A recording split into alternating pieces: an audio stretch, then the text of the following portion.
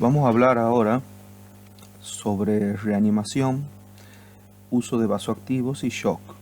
Y vamos a verlo desde varios puntos de vista. Al shock vamos a ver breves conceptos sobre shock en trauma y shock séptico, la utilización de fluidos y vasoactivos en estas circunstancias. Debe quedar claro que cuando hablamos de shock hablamos de alteración de la perfusión tisular con hipoxia celular. Si bien muy frecuentemente va acompañado de hipotensión arterial, la hipotensión arterial no es necesaria para su diagnóstico, es decir, podrá o no estar presente.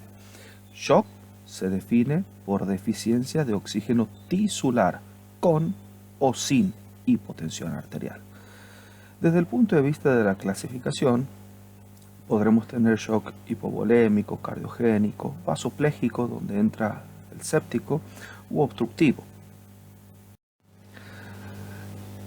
En trauma, sin lugar a duda, el shock hemorrágico es el más frecuente, representa el 80% de los shocks en trauma, pero hay otras causas de shock que tenemos que tener en cuenta porque la decisión de tratamiento debe ser inmediata. Y tratar un shock obstructivo, por ejemplo, lleva acciones muy diferentes a un shock cardiogénico. Entonces vamos a repasar brevemente algunos de estos conceptos. Un dato que tenemos que tener en claro por nuestra casuística en Tucumán es que el trauma del cráneo por sí mismo es raro que genere graves estados de shock, salvo claro que se acompañe de un scalp o una hemorragia masiva. Pero el trauma del cráneo en sí mismo, si no va acompañado de lesión medular o de otro tipo de trauma, no suele ser causa de shock. Entonces en trauma tenemos los shock hemorrágicos, que dijimos que representan el 80% de las situaciones, y los no hemorrágicos.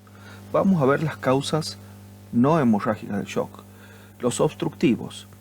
Hay aumento de la presión en diferentes cavidades en el mediastino que hacen caer la precarga o aumentan la poscarga, y esto hace caer el gasto cardíaco o el retorno venoso. Un ejemplo de ello es el neumotórax, una de las causas más frecuentes de shock obstructivo, ¿sí? Que se diagnosticará por ausencia de sonidos respiratorios, yugulares ingurgitadas, y el tratamiento del neumotórax a tensión es punción y evacuación de la pleura. El taponamiento cardíaco también es causa de shock obstructivo, ¿sí? Debido a un hemopericardio, por ejemplo, y estos pacientes lo que necesitan es eventual pericardiocentesis y cirugía. El shock cardiogénico en trauma no es tan frecuente. Se presenta con mayor frecuencia en post-trauma asociado a cuadros de sepsis como miocardiopatía séptica. Pero si bien puede presentarse en pacientes añosos, no es algo frecuente. Es mucho más frecuente el conmotio cordis y la contusión cardíaca, pero no se presentan como shock cardiogénico. El conmotio cordis es un golpe sobre el precordio justo en la etapa de repolarización ventricular, es decir, sobre la onda T, que puede producir fibrilación ventricular. ¿Sí? El tratamiento de esto es la desfibrilación inmediata, y la contusión cardíaca puede generar hipoquinesias, pero raramente se presente como una falla cardíaca. El shock distributivo, cuando se presenta en situaciones de trauma, en situación precoz, generalmente obedece a desaferentación simpática. Y eso tiene que ver con lesiones medulares a nivel cervical o primeras torácicas. El paciente, al tener falta de tono simpático, va a tener una gran vasoplejía con una bradicardia, es decir, no compensa la hipotensión. Así que estos pacientes van a necesitar fármacos vasoactivos desde el inicio. La otra causa de shock distributivo en trauma es el shock séptico, pero no se ve en sus etapas iniciales, sino en sus etapas posteriores. Lo vamos a discutir un momento más adelante. Lo que podemos decir hasta aquí, y vamos a ir haciendo conclusiones por partes, así no perdemos el hilo de la discusión, es que el shock no hemorrágico solo representa el 20% de los shocks en trauma, y el diagnóstico es básicamente clínico. Sí es de mucha utilidad la ecografía FAST, y hay patrones característicos a reconocer en el neumotórax hipertensivo, en la contusión cardíaca, en el taponamiento cardíaco, en el trauma medular. Tienen ciertas características que deberemos reconocer para tratarlas inmediatamente. Siempre el algoritmo diagnóstico en estas situaciones es simultáneo con el tratamiento. A medida que uno realiza diagnóstico, va tratando las causas. Una definición importante y que la vamos a repetir a lo largo de todo el módulo de hemodinamia tiene que ver con la fisiopatología de los diferentes tipos de shock. Inicialmente son diferentes, pero todos tienen una vía final común. En el shock séptico, o también vasopléjico, se llama así porque las resistencias vasculares sistémicas están disminuidas. El shock cardiogénico, el shock obstructivo, el shock hipovolémico, todos cursan con resistencias vasculares elevadas inicialmente. Y si bien la fisiopatología inicial, ¿sí?, son diferentes, en el cardiogénico habrá daño cardíaco, en el obstructivo taponamiento, neumotórax atención, en el hipovolémico pérdida de sangre, todos van a deteriorar, ¿sí?, de una o de otra forma la perfusión tisular. Esa alteración de la perfusión tisular es lo que llamamos shock.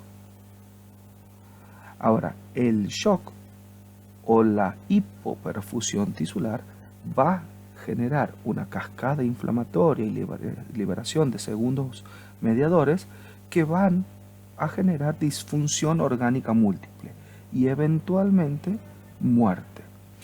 Es decir, en una segunda etapa, todos los tipos de shock van a tener inflamación sistémica, van a tener vasoplejía y podrán desarrollar falla orgánica múltiple.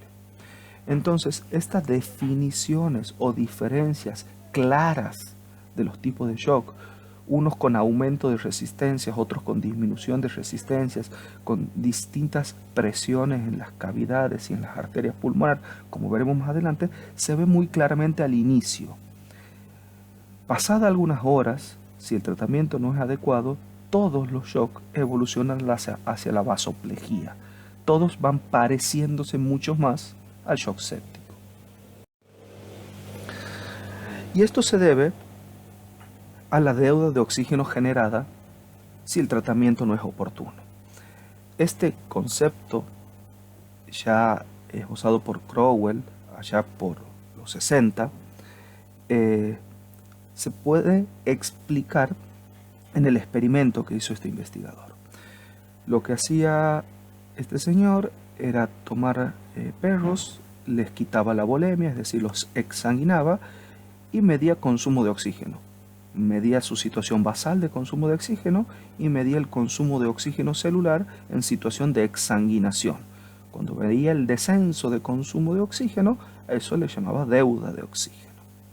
Posteriormente, devolvía la volemia a los perros en diferentes tiempos, a los 40 minutos, a la hora, a las 2 horas. Cuando devolvía la volemia a los perros, vio que en algunos había una supranormalidad posterior a la devolución de la volemia en términos de consumo de oxígeno. Esa supranormalidad le llamó pago de la deuda de oxígeno. Y estos eran los perros que sobrevivían y estaban en relación directa sobre en qué tiempo se les había devuelto la volemia. Todos aquellos perros en los cuales la volemia se les devolvió antes de los 40 minutos tenían esa supranormalidad del consumo de oxígeno posterior y sobrevivían.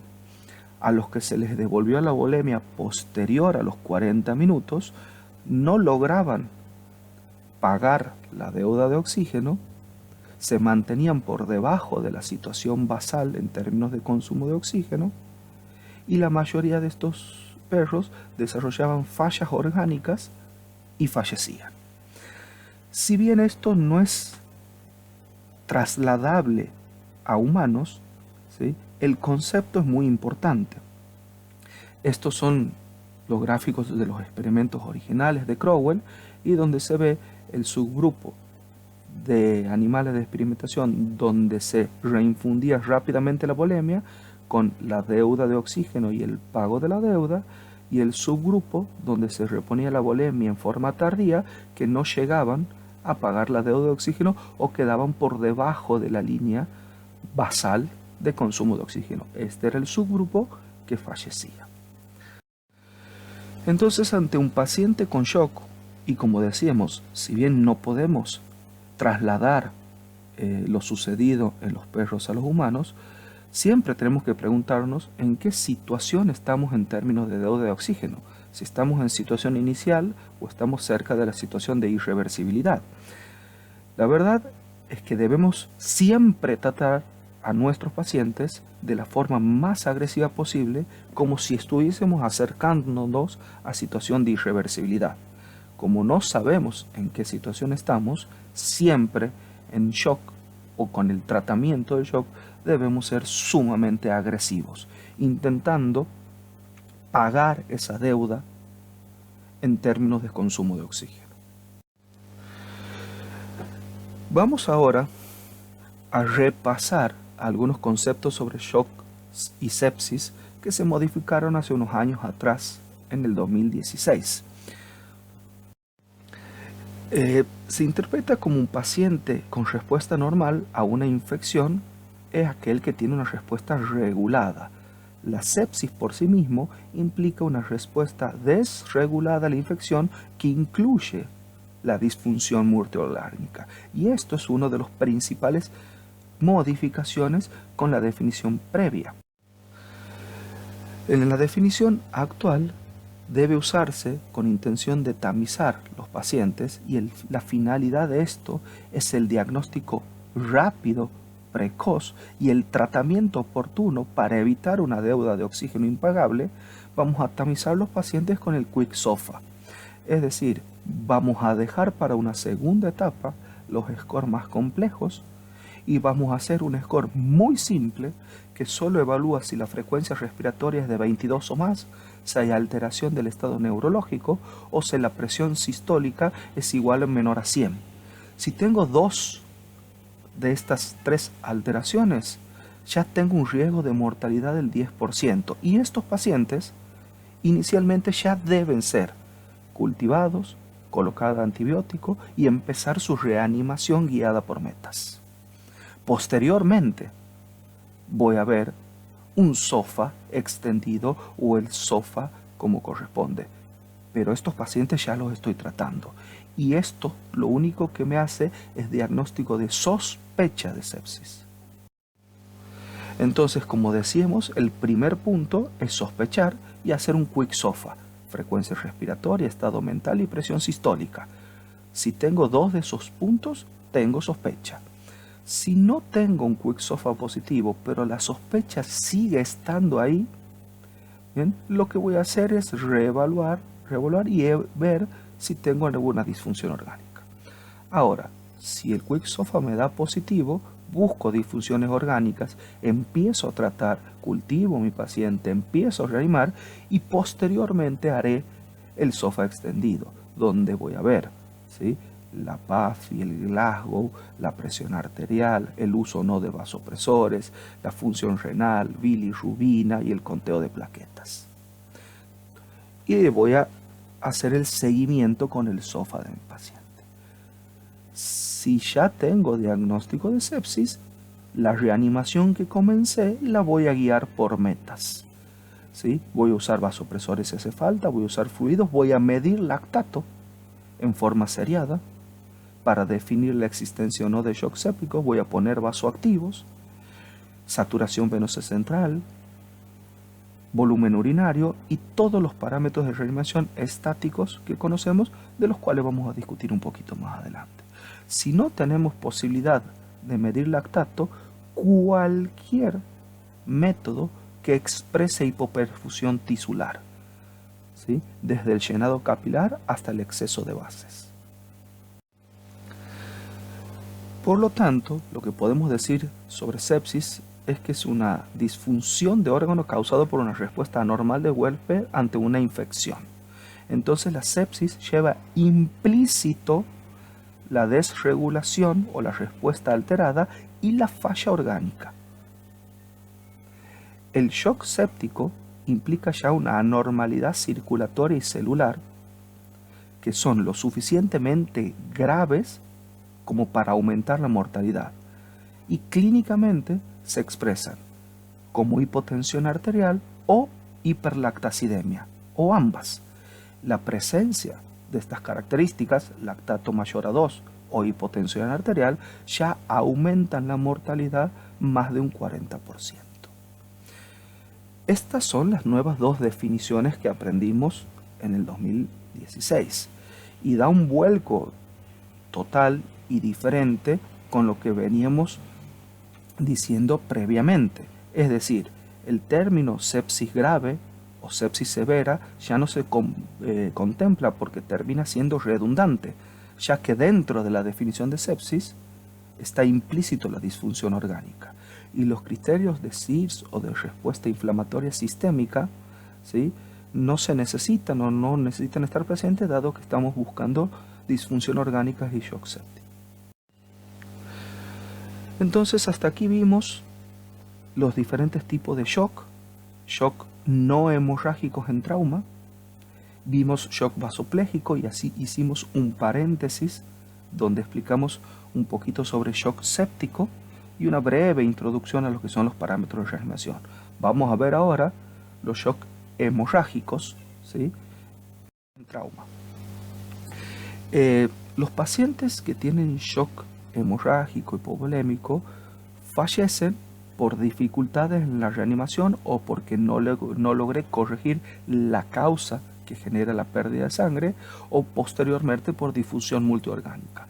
Esta difusión multiorgánica es lo que está expresando, ¿sí?, la imposibilidad de pagar la deuda de oxígeno. Por lo tanto, el diagnóstico precoz y las terapias tempranas y agresivas, ¿sí?, son fundamentales para tratar adecuadamente a estos pacientes. Corregir la hipoperfusión celular, para lo cual deberé tener estudiados parámetros de perfusión celular, disminuir la respuesta inflamatoria y revertir la hipoxemia, por supuesto.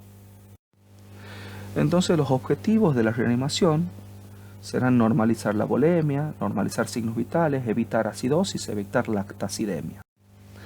El enfoque diagnóstico va de la mano con el enfoque terapéutico, se hacen en forma simultánea como ya explicamos previamente. Vamos ahora a tener que administrar fluidos, ya sea un shock hemorrágico o un shock no hemorrágico, ya sea sepsis o trauma. Y la verdad es que seguimos buscando cuál es el fluido ideal para administrar.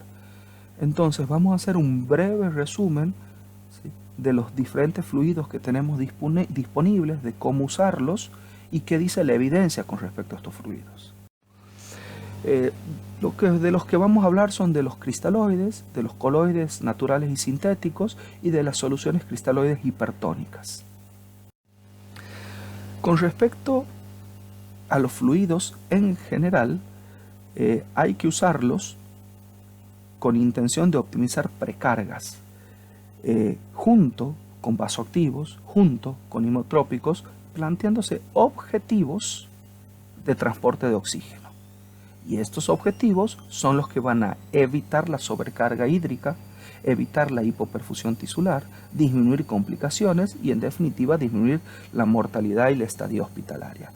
Recuerden que muy frecuentemente en los pacientes con sepsis, en los pacientes con trauma, nos encontramos ante conflictos terapéuticos.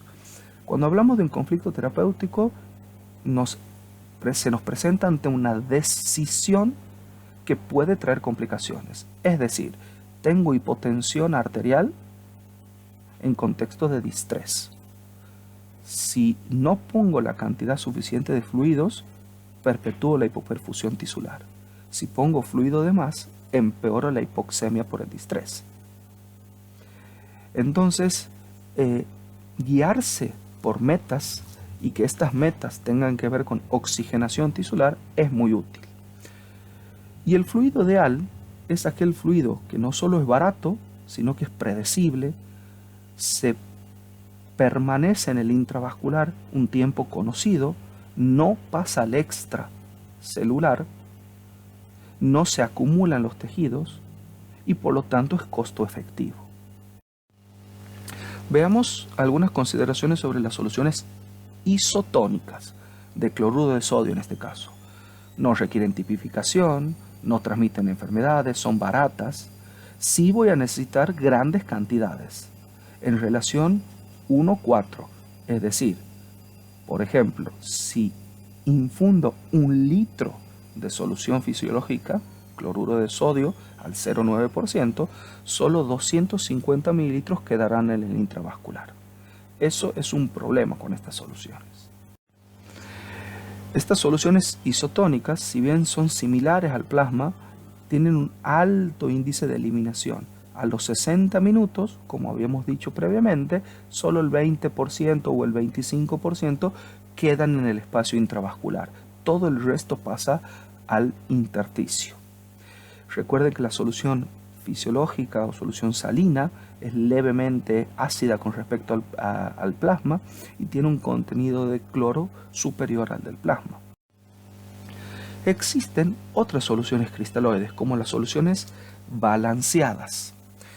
En su composición tienen menos concentración de sodio, menos concentración de cloro, aún así tienen una concentración de cloro importante. Y estos sales de cloruro de sodio suelen estar sustituidos por aniones lactato, acetato o gluconato. Las de lactato son las que más frecuentemente contamos en nuestras instituciones. El pH es un poco menos ácido, por lo tanto se podrían usar estas soluciones cuando hay que hacer expansiones de muchísimo volumen o en pacientes con situaciones ya de hipercloremia o de acidosis hiperclorémica. Estas, con respecto a las soluciones hipertónicas, son soluciones cristaloides, son sales. Existen las soluciones hipertónicas de coloides, no tenemos nosotros en nuestros lugares de trabajo, pero sí soluciones hipertónicas cristaloides. Lo que tienen de bueno es que con pequeños volúmenes genero grandes expansiones, ¿sí? Estos generan grandes diferencias de presión osmótica, ¿sí? Y lo que solemos usar son soluciones de cloruro de sodio entre el 3 y el 7,5%. ¿Sí? Generan gran expansión de volumen. Pueden tener algunas complicaciones como algo de confusión o letargia. ¿Sí? Pueden generar síndromes hiperosmolares. Cuando la osmolaridad plasmática es superior a 340 hay que detenerse. ¿Sí? Y se infunden a ración aproximadamente de 4 mililitros por kilo. Tienen varios efectos positivos las soluciones hipertónicas.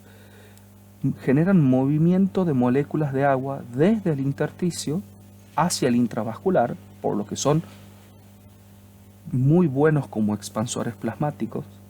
Aumentan la presión de perfusión cerebral, disminuyendo la presión intracraniana. Se les adjudica efecto antiinflamatorio.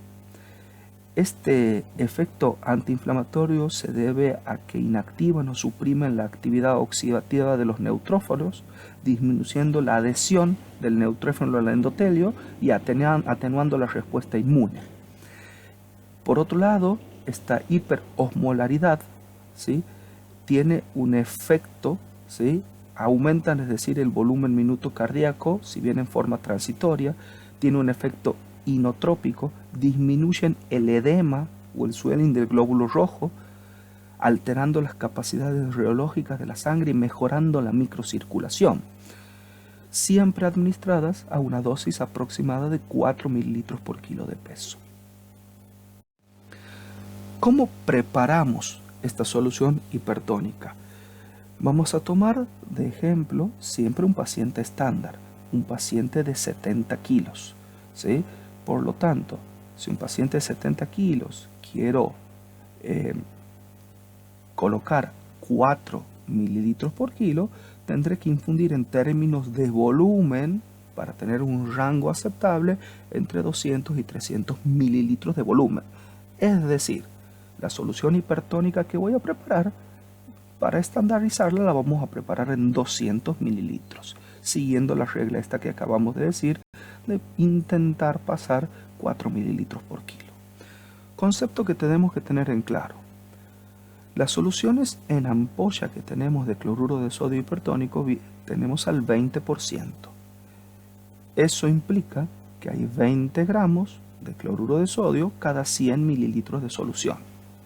O, dicho de otra forma, 2 gramos en 10 mililitros. Entonces, esto es lo que tenemos que tener en cuenta. Cada 10 mililitros de solución tengo 2 gramos de cloruro de sodio. Si deseo preparar una solución al 3%, esto implica que quiero generar una solución que tiene 3 gramos de cloruro de sodio en 100 mililitros. Y se estarán imaginando que si deseo preparar una solución que va a tener 200 mililitros, en esa solución de 200 mililitros, para tener siempre esta concentración, deberá tener 6 gramos. Ya sabemos que hay 2 gramos por cada 10 mililitros de ampolla de solución de cloruro hipertónico. Entonces, teniendo estos conceptos, realizar el preparado es bastante simple. Voy a tomar 30 mililitros de solución de cloruro de sodio hipertónico. Si cada 10 mililitros tengo 2 gramos, en 30 mililitros tengo 6 gramos. Y esos 6 gramos los voy a volcar en 170 mililitros de solución fisiológica, logrando los 200 mililitros de solución total. Y así tengo una solución al 3%. Si bien esto es un poquito más del 3%, porque no estoy tomando en cuenta la cantidad de sodio que tiene la misma solución fisiológica. Entonces es bastante simple de preparar, para no pensar. Es decir, si deseo preparar una solución al 3%, 30 mililitros de cloruro de sodio hipertónico, y eso lo llevo o lo enraso a 200 de solución total. Y la misma regla usamos para preparar una solución al 7%. Tendré que tener 7 gramos, ¿sí?, en 100 mililitros o 14 gramos en 200. Y si quieren agregar a 300 mililitros, deberán agregarle 7 gramos más, y así sucesivamente. Y de nuevo la regla para no pensar, ¿sí? Solución al 7%, 70 mililitros de cloruro de sodio hipertónico, y lo voy a enrasar a 200, ¿sí?, de solución total, es decir, 130 mililitros de solución fisiológica. Estas soluciones así preparadas se administran en bolo, se administran rápidamente. Rápidamente mejoran la presión arterial, cambian las propiedades reológicas de la sangre, mejoran el inotropismo cardíaco, mejoran la perfusión cerebral, la presión de perfusión cerebral, y eventualmente tienen algún poder antiinflamatorio. Entonces, salvo que el paciente ya tenga un síndrome de hiperosmolaridad plasmática, estas soluciones pueden usarse sin problema, por supuesto con precaución en aquellos pacientes con antecedentes de insuficiencia cardíaca. ¿Qué podemos decir sobre los coloides? Hay muchos trabajos sobre coloides en sepsis y sobre coloides en trauma, y con resultados opuestos. Los trabajos de mayor impacto o mejores realizados metodológicamente hablan de un aumento de la mortalidad en los pacientes con trauma en los que se usaron coloides sintéticos, ¿sí? Y hay otros estudios donde se usó coloides en pacientes con trauma, con quemadura y en postquirúrgico, coloides sintéticos versus plasma fresco congelado versus cristaloides, y la verdad que con los coloides incluso aumentó la mortalidad. Entonces, en principio no serían un fármaco o un fluido de elección o de elección inicial. Los coloides hay de varios tipos: los sintéticos, que podrán ser gelatinas, almidones y dextranos, y los naturales como la albúmina. De los sintéticos, actualmente solo usamos los almidones. Las gelatinas y los dextranos han caído en desuso por su gran cantidad de efectos adversos. Entonces, actualmente solo usamos los almidones. Estos almidones, el más usado es el hidroxietilalmidón, el Herstach. Lo conocen por su nombre comercial como Volubem. El que tenemos en nuestras instituciones tiene un peso molecular de 130.000 Dalton, y eso hace que tenga una vida media prolongada y que pueda acumularse en los tejidos, y esto es algo que tenemos que tener en cuenta. La dosis de estos fármacos, hay que considerar los fármacos, es no más de 20 mililitros por kilo por día. Con respecto a la albúmina, solemos usar albúmina al 4% o al 20%, si bien tiene muchos efectos fisiológicos importantes, como que mejoran la presión coloidosmótica, mejoran el transporte de ciertos fármacos que necesitan unirse a proteínas, tiene también alguna modulación sobre el óxido nítrico, por lo que evitarían la hipotensión. Y sabemos que los pacientes sépticos y con trauma que tienen hipoalbuminemia tienen un peor pronóstico. Pero también sabemos que esta hipoalbuminemia, ¿sí?, obedece por un lado a la dilución, por un lado al extremo catabolismo de estos pacientes, y que no se corrige con albúmina exógena. La albúmina exógena en un paciente normal tiene una vida media cercana a 8 a 10 horas. Y en un paciente con inflamación sistémica tiene una vida cercana a 4 horas. Entonces, de ninguna forma podré reemplazar con albúmina exógena la albúmina endógena de estos pacientes, intentando mejorar así su pronóstico. Entonces, lo que se discute en los estudios que vamos a nombrar a continuación es el uso de la albúmina en la terapia de reanimación inicial, no como tratamiento para la hipoalbuminemia. Entonces, conceptos que deben quedar claros. En un paciente normal con permeabilidad capilar normal, si administro un coloide, el 70% queda en el intravascular y un cristaloide solo el 20%. Si ese paciente tiene permeabilidad capilar aumentada, del cristaloide baja el 15% y del coloide baja el 60%. Pero si mi paciente tiene sepsis, tiene trauma y tiene una gran fuga capilar, una gran vasoplejía, un gran aumento de la permeabilidad capilar, del cristaloide solo queda el 10% en el intravascular y del coloide el 50%. Entonces, es por esto que la reanimación con cristaloides necesita mucho volumen e invariablemente va a generar edema y muy posiblemente acidosis hiperclorémica. Un concepto que nombran en todos los estudios americanos y en todos los estudios extranjeros es el concepto de costo-efectividad, y creo que debemos tenerlo en cuenta. Si vamos a reanimar con estas diferentes sustancias, debemos conocer sus indicaciones, sus contraindicaciones, sus efectos adversos y su costo. Vamos a analizar ahora el costo. Con respecto a la albúmina coloide natural, dependiendo si uso albúmina al 5%, al 20% o al 25%, esto es por supuesto precio en dólares. Esto tiene un valor, ¿sí?, de 23 centavos de dólar o 26 centavos de dólar. Gelatinas no usamos, pero sí usamos almidones. Como ustedes ven, el costo es mucho más barato. Y si usamos soluciones salinas, el costo es muchísimo más barato.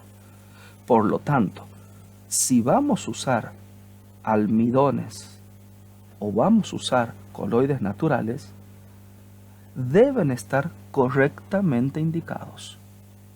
Porque si están correctamente indicados, ¿sí?, esto no aumenta los costos, al contrario, los optimiza. Pero si su indicación es incorrecta, esto implica un gasto innecesario. Vamos a ver qué dice la evidencia sobre estos fluidos. Comparación entre estudios safety, ¿sí?, comparación entre albúmina y solución salina para reanimación inicial en cuidados intensivos. Esto no es tratamiento de hipoalbuminemia, lo cual dijimos no es correcto. Randomizado, controlado, multicéntrico, ciego, 3.497 pacientes, casi la mitad de ellos quirúrgicos, y se comparó albúmina al 4% versus solución salina. El endpoint más duro es mortalidad a los 28 días. Lo que los autores relatan en este estudio es, número 1, hay una P no significativa, con un intervalo de confianza bastante amplio. ¿Esto qué implica? No es un dato estadístico fuerte para decir que mejora la mortalidad la albúmina, en absoluto. Pero sí dicen que hay una tendencia estadística a mejorar la mortalidad. Entonces, hay que diferenciar lo que es un dato clínico sobre mejoría de mortalidad y un dato estadístico en términos de tendencia. Lo que dicen estos autores es que si el N es mucho más grande, seguramente obtendríamos una mejoría en mortalidad. Esto, por supuesto, por ahora es solo un dato estadístico. Comparación de almidones, ¿sí?, versus Ringer acetato. Y si ustedes ven en los objetivos primarios, que es muerte a los 90 días, ¿sí?, y diálisis, la verdad que no hay un dato estadísticamente significativo. Y en los endpoints secundarios, muerte a los 28 días, sangrados, tampoco hay un dato significativamente estadístico, ¿sí?, o terapia de reemplazo renal. Por lo tanto, la verdad que diferencia entre soluciones cristaloides y coloides, la verdad que no hay demasiadas. Albúmina en pacientes con sepsis severa y shock séptico. Si ustedes ven la curva aquí de sobrevivientes a lo largo de los días, ¿sí?, la verdad es que no hay un riesgo, ¿sí?, o una diferencia muy importante. Entonces el objetivo primario, que era mortalidad a los 28 días, no tiene una variable, una P significativa. Tampoco a los 90 días y tampoco en términos de falla renal. Por lo tanto, no podríamos recomendar la albúmina como tratamiento en pacientes con shock séptico. Efecto sobre la resucitación, coloides versus cristaloides, y aquí están utilizando coloides sintéticos, ¿sí?, dos grupos, ¿sí?, uno reanimado con cristaloides, otro reanimado con coloides, y la única variable significativa que obtienen es la cantidad de fluido administrado. Los coloides, mucha menos cantidad que los cristaloides.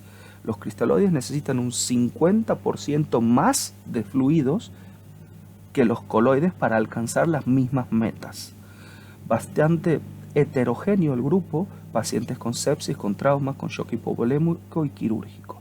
Entonces, el único dato significativo, ¿sí?, fue la cantidad de fluido administrado. No hay diferencias en mortalidad. Con estos datos, ¿qué podemos dar como conclusión en términos de fluidos y reanimación en pacientes con shock?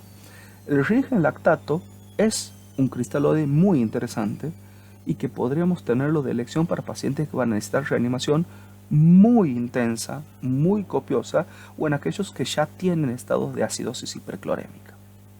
La solución salina el suero o solución salina al 0,9%, solución de cloruro de sodio, tiene la misma utilidad que el rifilactato, pero suele dar mayor acidosis hiperclorémica. Pero ambas soluciones pueden usarse como fluido inicial sin ningún tipo de conflicto. Las nuevas soluciones balanceadas, las que no poseen lactato, es decir, o están reemplazadas por acetato, son muy útiles, dan menos hipercloremia, dan menos lactacidemia, se pueden usar en todo tipo de pacientes, pero no las tenemos disponibles en nuestro medio. No se recomienda el uso de almidones o de soluciones coloides sintéticas, habría un mayor riesgo de falla renal, no mejoran la mortalidad. Hay que tener cuidado en los pacientes con trauma de cráneo porque podrían pasar la barrera hematoencefálica en pacientes con disrupción de la misma e invertir el gradiente osmótico y empeorar la hipertensión endocraniana. Con respecto a los coloides naturales, la albúmina en paciente crítico no está aconsejada a pesar de que no se asocia con mayor efectos adversos. Solo debería reservarse para aquellos pacientes en cuales está demostrado su beneficio. Es decir, por ejemplo, los pacientes con ascitis y edema y peritonitis bacteriana espontánea. Sería el único subgrupo que se vería beneficiado con reanimación con albúmina. Entonces, no debe emplearse de rutina, no debe emplearse en forma sistemática y mucho menos en pacientes con trauma de cráneo. Es decir, en adultos, en pediatría esto cambia un poco, pero en adultos la albúmina en terapia intensiva posee muy pocas indicaciones, poquísimas, y una de ellas es el paciente ascítico edematoso en shock. Entonces, por favor, sabemos que es un insumo costoso y evitemos su uso cuando no está indicado. Vamos a decir dos palabras sobre vasopresores. Saben que interpretamos como reanimación inicial la normalización de la deuda de oxígeno, y esto implica uso de fluidos, uso de vasoactivos, y si bien no lo vamos a nombrar ahora, por supuesto, toma de cultivos, antibióticos y todo lo que debe hacerse en las primeras horas del paciente con sepsis. Uso de vasopresores. Algunos tips de estudios clásicos sobre estos fármacos. ¿Cuál es el mejor vasopresor en shock? Esto es un estudio de Cochrane, ¿sí? Un metaanálisis. Noradrenalina, adrenalina, dopamina, vasopresina, sin diferencias. La verdad es que podemos usar cualquiera, con una leve tendencia de la adrenalina a comprometer la circulación esplácnica. Adrenalina versus noradrenalina más dobutamina, tampoco sin diferencia estadística. Noradrenalina y función renal. La verdad es que la noradrenalina ya se demostró que de todos los vasoactivos es el que menos compromete el flujo esplácnico e incluso mejoraría el flujo renal. Efectos de la dopamina, la noradrenalina y la adrenalina en el flujo esplácnico, un poco lo que decíamos, ¿sí? Se vio disminución del flujo esplácnico con adrenalina, ¿sí? Entonces, quizás la noradrenalina debería ser nuestra droga de elección y ya vamos a decir algunas palabras sobre el resto. Empecemos con la dopamina. Algunos conceptos desde el punto de vista farmacológico que deben quedar claros.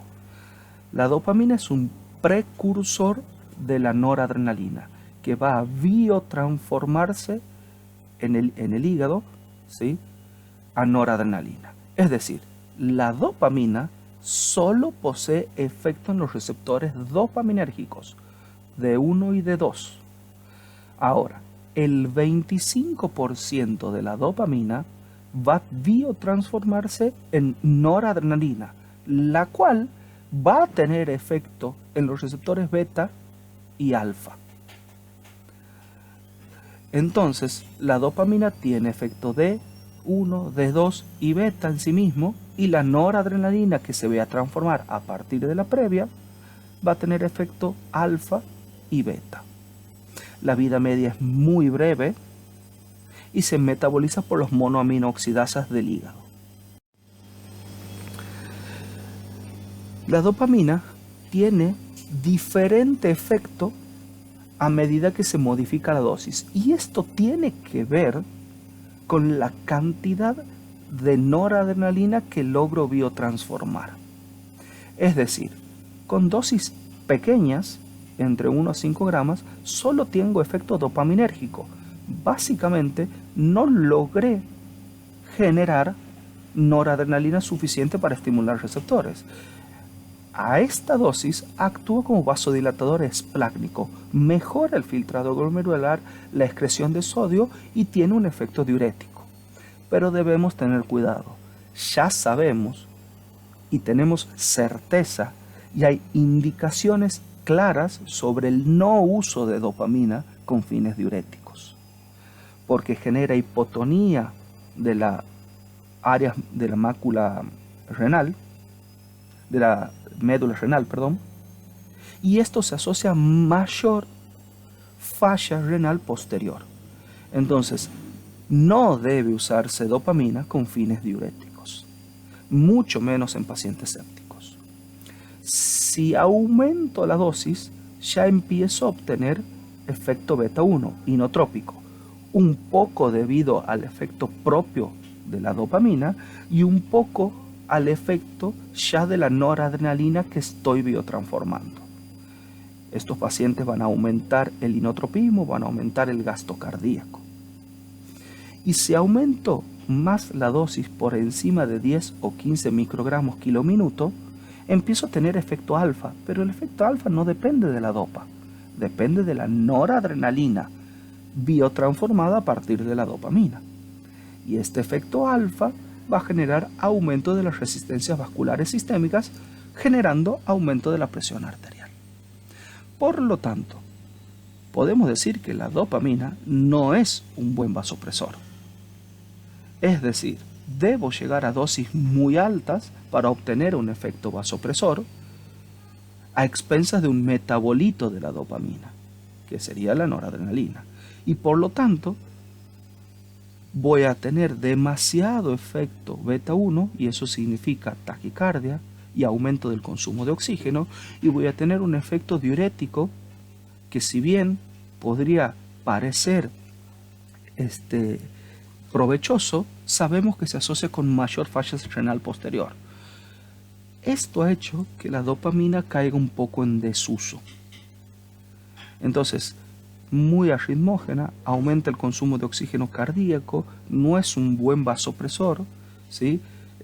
Tengo hasta un 30% de pacientes que no voy a lograr mi objetivo de presión arterial usando este fármaco. Por otro lado, tiene un efecto natriurético, no solo diurético, sino también excreción de sodio por diuresis, por lo que en pacientes neurocríticos podría generar hiponatremia, estimulando un síndrome perdedor de sal. Entonces hay muchas circunstancias que para el tipo de paciente con trauma o con shock séptico no sea el fármaco de primera elección. Bueno, dijimos que sí aumenta la circulación esplácnica y el filtrado glomerular. Si las dosis son por encima de 30 gamas kilominutos, ahí empieza ya a predominar bien los efectos vasopresores. Y como efecto adverso, náuseas, vómitos, cefalea, puede generar necrosis tisular si no se administra por una vía endovenosa segura.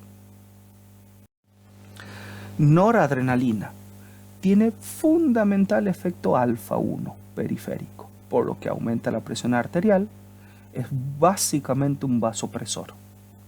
Tiene un efecto beta 1 no muy intenso, ¿sí? Por lo que puede aumentar un poco la frecuencia cardíaca. No tiene una dosis techo, la dosis máxima está dada en realidad por la aparición de efectos adversos, como podrá ser arritmias o necrosis distales. Siempre administrado por una vía segura, vía central. Bien, puede generar vasoconstricción del árbol pulmonar e hipertensión pulmonar. Puede dar algo de arritmias. Habitualmente con este fármaco logramos nuestro objetivo de presión arterial con poco cambio en la frecuencia y en el gasto cardíaco, que es realmente lo que deseamos si nuestro shock es básicamente vasopléjico.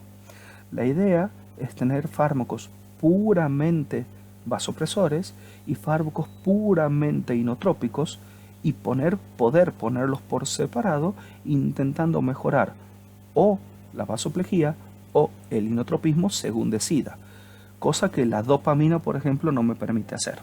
¿Sí? Al tener inotropismo y vasopresor en el mismo fármaco, no puedo decidir o diferenciar las respuestas por separado.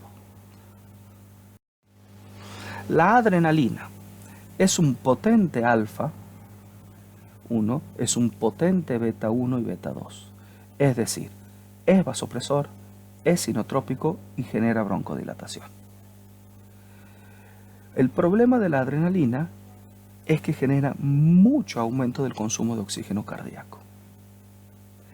Y también la vasoconstricción a nivel esplácnico puede disminuir la circulación esplácnica, generando mayor número de falla renal. Entonces, la noradrenalina no es más potente que la adrenalina, ni mejor, sino simplemente tiene un efecto beta 1 más intenso, por lo que da más taquicardia y aumento del gasto cardíaco. Pero esto, que podría traducirse en alcanzar presiones objetivos con adrenalina que con noradrenalina no alcanzo, muchas veces se debe a un gasto cardíaco elevado, y esto se llama hiperreanimación, y ya sabemos que el exceso de catecolaminas, endógenas como exógenas, es deleterio para el miocardio y se asocia con mayor mortalidad. Por lo tanto, la adrenalina no sería el fármaco de primera elección en estos pacientes. Se asocia con mayor falla renal, mayor compromiso miocárdico, mayor consumo de oxígeno.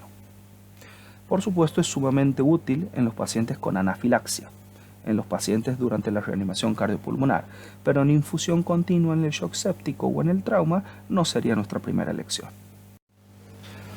La vasopresina es un análogo sintético, ¿sí?, de la hormona neurohipofisiaria.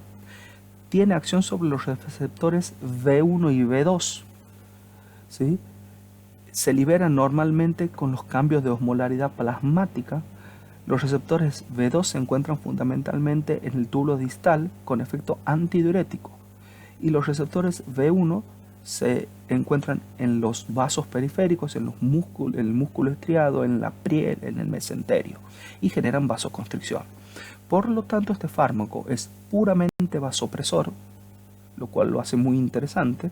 Tiene un efecto antidiurético, así que puede generar oliguria. Lo que tiene de interesante es que tiene un mecanismo de acción diferente al resto de los vasopresores que mencionamos, por lo que podría combinarse la vasopresina con noradrenalina, adrenalina, dopamina, si fuese necesario, sin ningún tipo de conflicto farmacológico. Tampoco tiene una dosis techo clara, ¿sí? Hay que intentar no pasar una dosis de 120 unidades por día de pacientes, y generalmente lo usamos no como primer fármaco, sino en combinación con pacientes refractarios a la noradrenalina, aunque si uno dispone de vasopresina se podría usar como primera elección sin ningún tipo de problema. La terlipresina también es un análogo de la hormona neurohipofisiaria y es un agonista de los receptores V1 de los vasos periféricos, pero a diferencia de la vasopresina tiene una vida media muy prolongada de 6 horas, lo cual hace posible su administración en bolo. Es decir, se puede administrar sola o en conjunto con otros vasopresores, pero esta se administra en bolo cada 4 o 6 horas. Hay varios estudios sobre terlipresina y shock séptico, y las conclusiones, básicamente los pacientes con shock séptico refractario, lo que hace la terlipresina es permitir reducir la dosis del resto de los vasopresores, de las catecolaminas, pero no se ha logrado demostrar una mejoría en términos de mortalidad. Lo mismo sucede con la vasopresina. Todo lo que venimos haciendo, colocar fluidos, colocar vasoactivos, decidir qué vasoactivo y qué fluido vamos a hacer, debe controlarse con parámetros de reanimación, dirigidos a evaluar si estoy satisfaciendo las demandas tisulares de oxígeno y si estoy pagando la deuda de oxígeno. Los parámetros debo tener al menos 2 que traduzcan perfusión y al menos 2 que sean fisiológicos. Por ejemplo, el exceso de base, el ácido láctico y la saturación venosa traducen perfusión. Y los fisiológicos podrán ser diuresis, presión arterial, por ejemplo, pero debo tener al menos 2 de cada índole.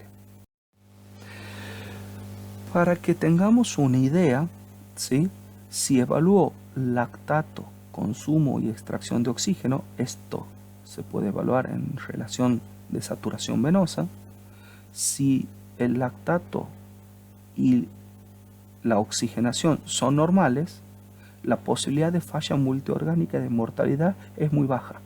Pero si están alterados, la posibilidad de falla orgánica y de mortalidad se elevan muchísimo. Así que es muy importante evaluar estos parámetros.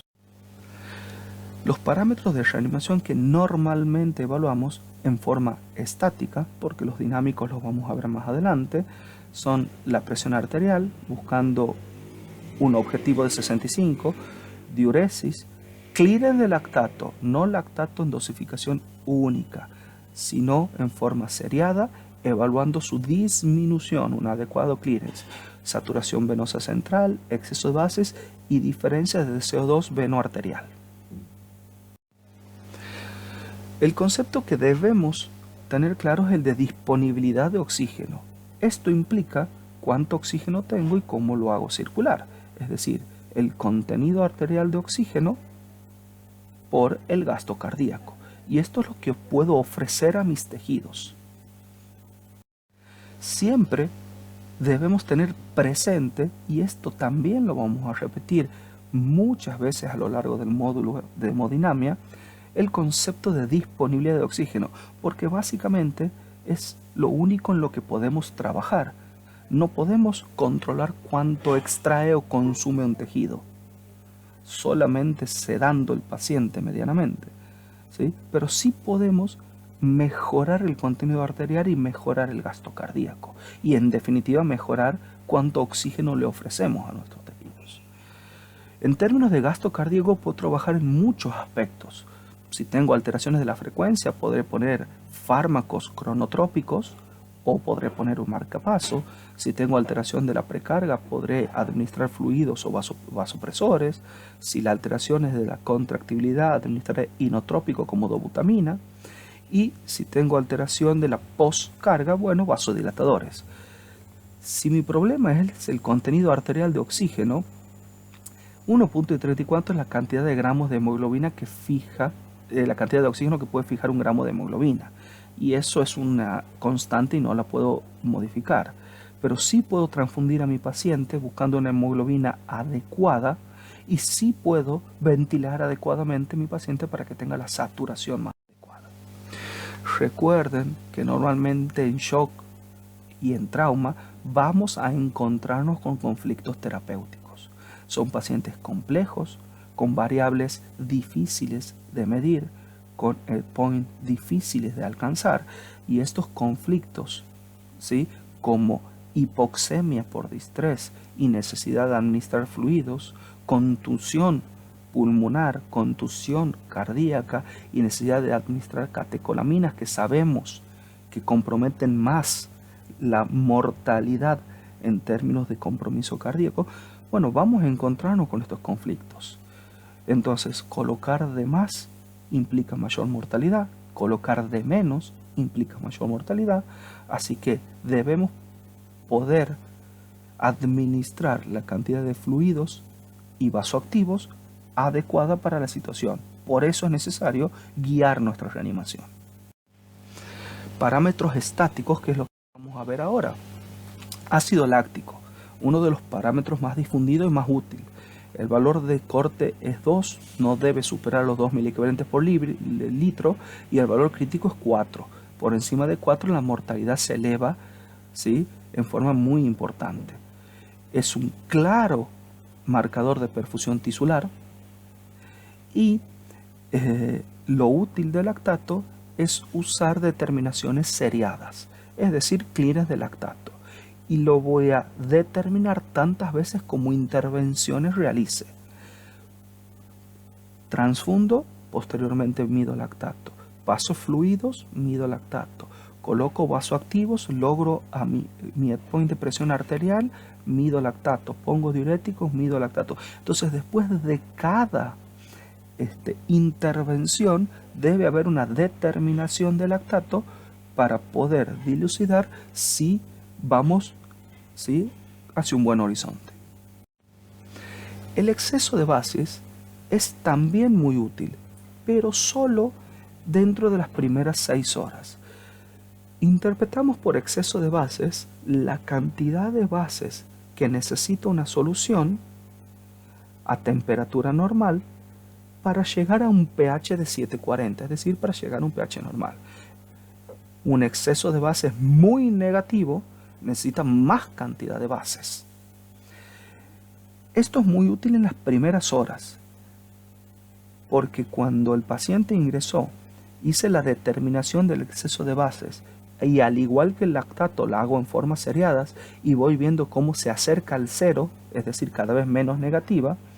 Al estar infundiendo sales cloradas, cloruro de sodio, cristaloides, básicamente es con lo que reanimamos y con lo que dijimos que es adecuado, el cloro es un anión y estos pacientes suelen desarrollar acidosis metabólica y preclorémica. Por lo tanto, luego de las 6 horas de reanimación, el exceso de bases puede nuevamente aumentar después de haber mejorado y no necesariamente traduce hipoperfusión tisular, sino traduce ganancia de otros aniones inorgánicos, como por ejemplo el cloro, es decir, acidosis metabólica hiperclorémica generada por nosotros o por la reanimación que hicimos con el paciente. Exceso de bases, muy útil, tan útil como el lactato, pero solo en las primeras 6 horas. Vamos a decir que tiene un exceso de bases leve de -3 a -5, moderado de -6 a -10 y mayor a -10 un déficit de bases grave o severo. La saturación venosa central me habla de la cantidad o de la relación entre oferta y demanda.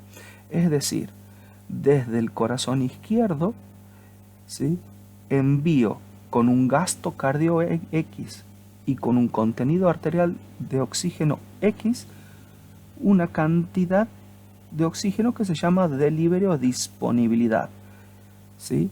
Mi disponibilidad de oxígeno se ofrece hacia los tejidos. Los tejidos consumen y extraen el oxígeno. Normalmente, para un consumo normal, solo necesitan extraer el 20 a 25% de los que les ofrezco. Entonces, volverá por el extremo venoso el 75% restante que los tejidos no usaron.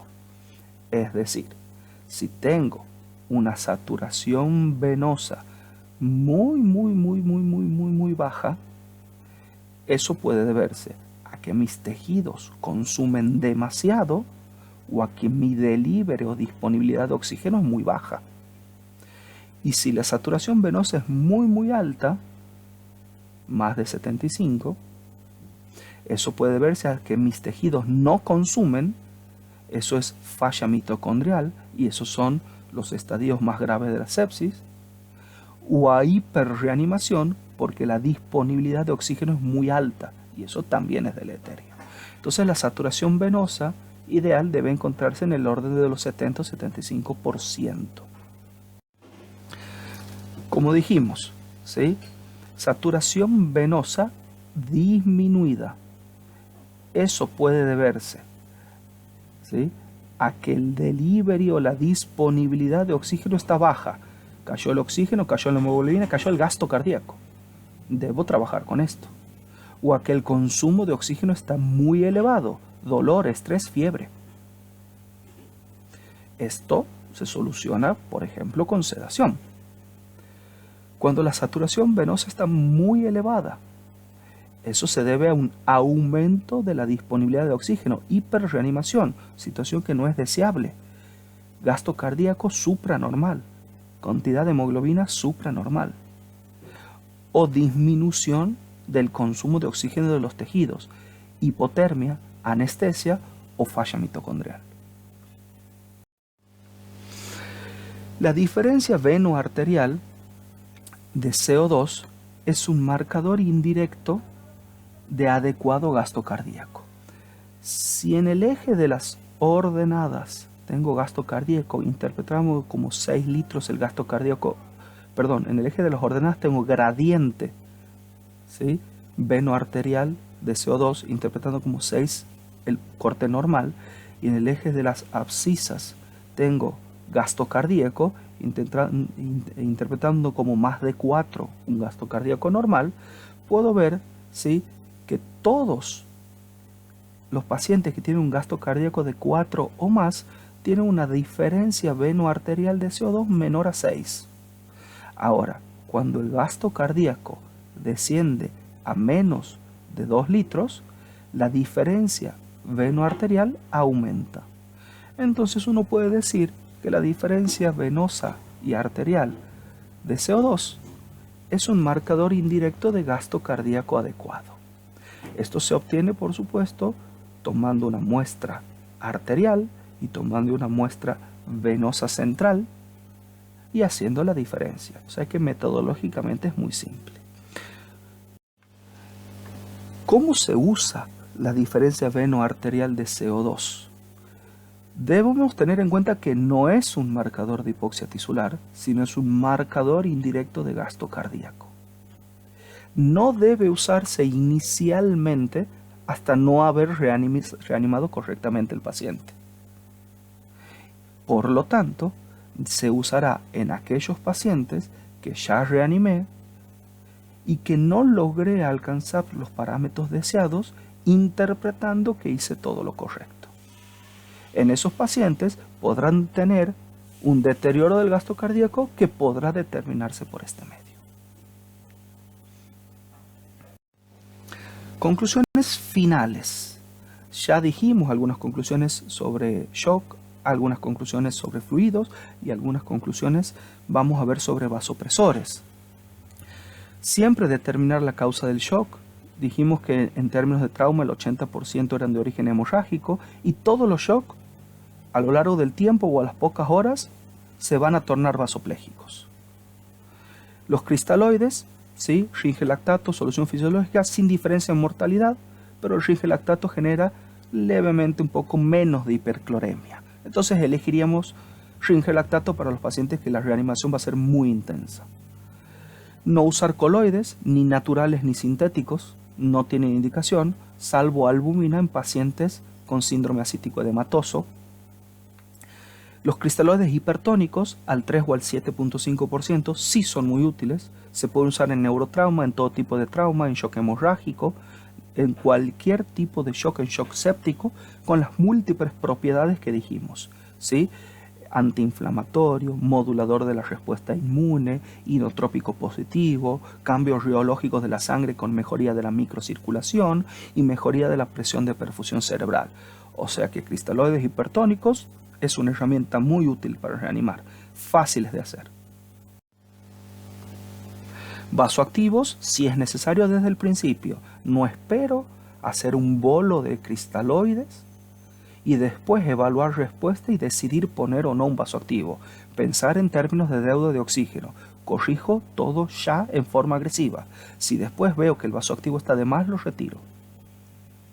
Siempre monitorizar respuesta. Con cada acción monitorizamos respuesta, ¿sí? Lactato, diferencia de CO2, saturación venosa central y exceso de bases en las primeras horas. No me sirve en el paciente ya reanimado, ¿sí?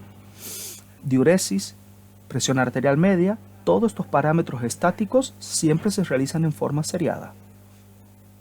Y por supuesto, intentar evitar hipercolemias intensas, también intentar evitar el exceso de catecolaminas, que como ya dijimos tiene un efecto deleterio, ¿sí?, sobre el paciente. Muchas gracias.